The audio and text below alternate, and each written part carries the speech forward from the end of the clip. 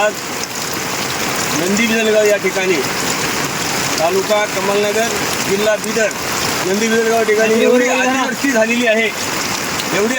झालेली आहे की ते जीवितहानी जनावरांची झालेली आहे, माणसाची झालेली नाही, पण सर्व पिकाचं नुकसान झालेलं आहे।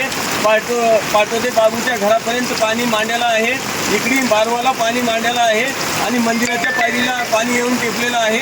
आणखीन पूर्ण जमिनी खाल्ल्या रांचे पूर्ण जमिनी पाण्याने पूर्ण भरून गेलेले आहेत, पूर्ण शेतीची नुकसान झालेली आहे।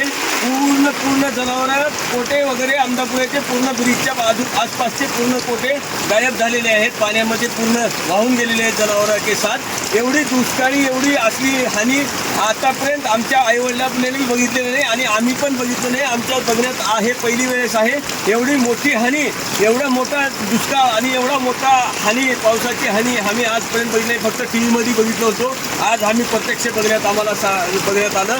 एवढी हानी हे देवाची अशी कोप आमच्यावर असा आढळून आलेला आहे की खूप आता सांगायचं तुम्हाला आम्हाला हे होत नाही।